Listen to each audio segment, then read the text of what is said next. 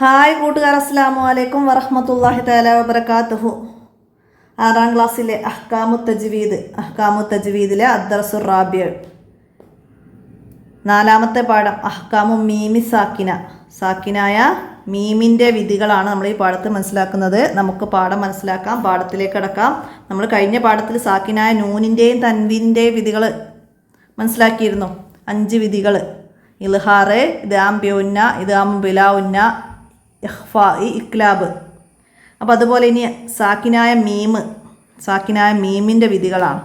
എന്താണ്? സാക്കിനായ മീമിന് 3 ഹുക്കുമുകളാണുള്ളത്. ഹുക്കുമ് എന്ന് പറഞ്ഞാൽ വിധിയാണ് കേട്ടോ.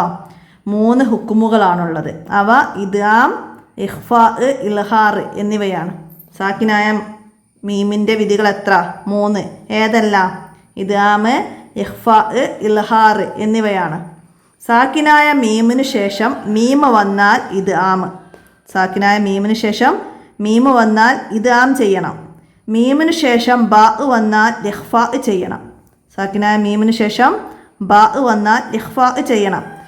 മറ്റുള്ള അക്ഷരങ്ങൾ വന്നാൽ ഇൽഹാർ ചെയ്യണം എന്ന് മുമ്പ് നാം പഠിച്ചിട്ടുണ്ടല്ലോ. താഴെ കൊടുത്ത ഉദാഹരണങ്ങൾ നോക്കി ഇവ നമുക്ക് കണ്ടെത്താം. ഇൽഹാർ, ഇഖ്ഫാ, ഇദ്ഗാം, ഇങ്ങനെ 3 നിയമങ്ങളാണ്. അപ്പോൾ ഇവിടെ ആദ്യം തന്നത് എന്താണ്? ഇൽഹാറിലേക്കാണ്. ഹും ഫീഹാ ഖാലിദൂൻ. ഹും സാക്കിനായ മീമ്, സുക്കൂനുള്ള മീമ് തന്നെയാണ് സാക്കിനായ മീമ്. മനസ്സിലാക്കണം കേട്ടോ. സുക്കൂനുള്ള മീമ് തന്നെയാണ് സാക്കിനായ മീമ്.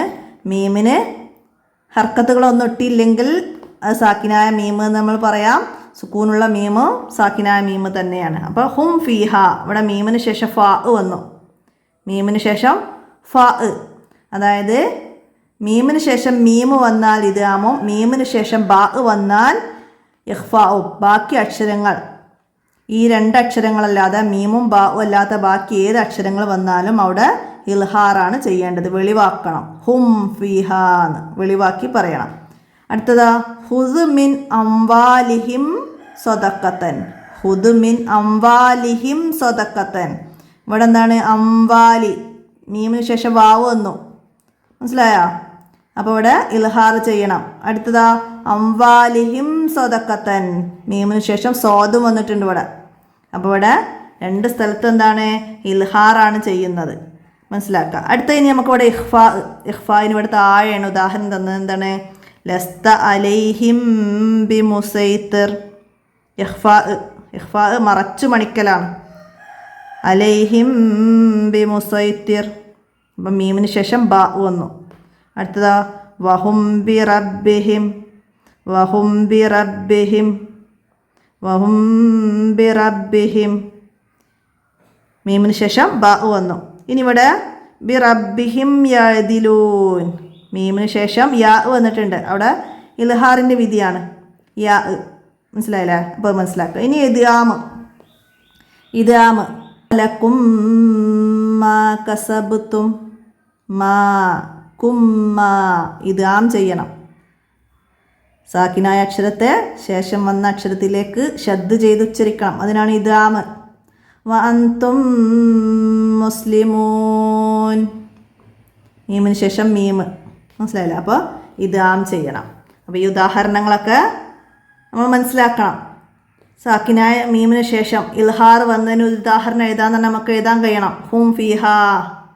സാക്കിനായ മീമിന് ശേഷം ബാ വന്നതിന് ഉദാഹരണം എഴുതാൻ പറഞ്ഞാൽ അലൈഹിം ബി മുസൈത്തിർ എഴുതാൻ കഴിയണം. അതുപോലെ ഇദ്ഗാമിന് വ അൻതും മുസ്ലിമൂൻ. അപ്പോൾ ഉദാഹരണങ്ങളൊക്കെ മനസ്സിലാക്കി പഠിക്കുക. ഇനി നമുക്കിവിടെ ദഫ്തർ തോലിബ് നോക്കി വർക്ക് ചെയ്യണം. അപ്പോൾ അവിടെ ഖിറാഅത്തും ഹിഫ്ളും നമുക്ക് നോക്കി ഓതേണ്ട സൂറത്തുൽ അൻആം. സൂറത്തുൽ അൻആമിലെ 1ാമത്തെ ആയത്ത് മുതൽ 59ാമത്തെ ആയത്ത് വരെ എന്താണ്? സാക്കിനായ മീമിൻ്റെ വിധികളൊക്കെ മനസ്സിലാക്കിയിട്ട് ഓതണം. പിന്നെ ഹിഫ്ലിന് വരുന്ന സൂറത്തുൽ മുൽക്കാണ്, കാണാതെ പഠിക്കേണ്ടത്. 8ാമത്തെ ആയത്ത് മുതൽ 8ഉം 9ഉം 10ഉം ഈ 3 ആയത്തുകൾ സൂറത്തുൽ മുൽക്ക് തബാറക്ക. അപ്പോൾ ആ സൂറത്തിലെ 8ഉം 9ഉം 10ഉം ആയത്തുകൾ ഹിഫ്ലാക്കണം. അതുപോലെ നമ്മൾ പഠിച്ച അദ്കാറുകൾ, ദിക്റുകൾ ഒക്കെ ഉണ്ട്. അതൊക്കെ നമുക്ക് ഓർത്തെടുക്കണം ഓരോ പാഠത്തിൻ്റെയും കൂടെ. അപ്പോൾ ഇത്രയാണ് ഇവിടെ വന്നത്. നമുക്ക് തദ്രിബാത്ത് നോക്കാം. എന്താണ് നമുക്ക് നുൻഷിദ് ഒരു ബൈത്താണ് അല്ലേ.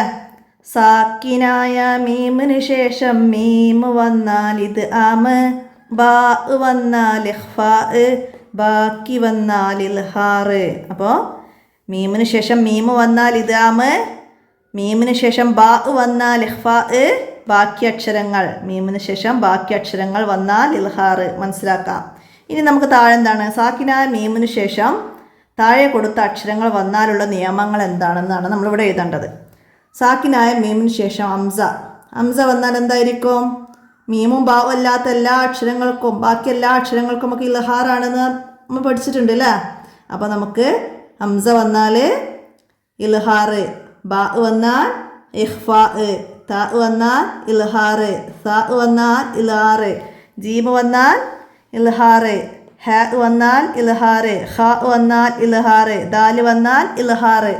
അപ്പോൾ ഈ ഭാഗത്തും മീം ഒഴികെയുള്ള എല്ലാ അക്ഷരങ്ങൾക്കും നമുക്ക് എന്ത് എഴുതി കൊടുക്കാം? ഇൽഹാർ ഇൽഹാർ എന്ന് എഴുതി കൊടുക്കാം. മീമ് വന്നിട്ടുണ്ട്. അപ്പോൾ സാക്കിനായ മീമിന് ശേഷം മീമ് വന്നാൽ ഇത് ആമാണ്. അപ്പോൾ അവിടെ മീമും ബായിനും മാത്രം മാറ്റമുള്ളൂ, ബാക്കി എല്ലാ അക്ഷരങ്ങൾക്കും ഇൽഹാർ എന്ന് നമുക്ക് എഴുതി ഈ വർക്ക് കംപ്ലീറ്റ് ആക്കണം.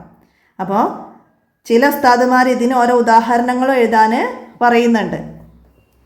സാക്കിനായ മീമിന് ശേഷം മീമ് വന്നതിന് ഉദാഹരണം, കാഫ് വന്നതിന് ഉദാഹരണം. അപ്പോൾ അത് നിങ്ങളെ ഉസ്താദ് എങ്ങനെയാണോ പറയുന്നത് അതിനനുസരിച്ച് നമ്മൾ ഖുർആൻ എടുക്കുക. ഖുർആനിൽ നിന്ന് സാക്കിനായ മീമിന് ശേഷം ഇതിൽ അക്ഷരങ്ങൾ വന്നത് നോക്കിയിട്ട് ഓരോ അക്ഷരങ്ങളും നോക്കിയിട്ട് ഉദാഹരണങ്ങളൊക്കെ എഴുതുക. പാഠഭാഗം നോക്കിയിട്ട് നന്നായി മനസ്സിലാക്കുക. അപ്പോൾ ആദ്യം മനസ്സിലാക്കുക, മീമിന് ശേഷം മീമ് വന്നാൽ ഇദാമാണ്, മീമിന് ശേഷം ബാ വന്നാൽ ഇഖ്ഫാ ആണ് എന്നും മനസ്സിലാക്കുക. അപ്പോൾ എത്രയാണ് ഈ 4ാമത്തെ പാഠത്തിൽ നിങ്ങൾക്ക് മനസ്സിലാക്കാനുള്ളത്. അപ്പോൾ എല്ലാവരും മനസ്സിലാക്കി ഉപകാരപ്പെടുത്തുക. വീഡിയോ കൂട്ടുകാർക്കൊക്കെ ഷെയർ ചെയ്ത് കൊടുക്കുക.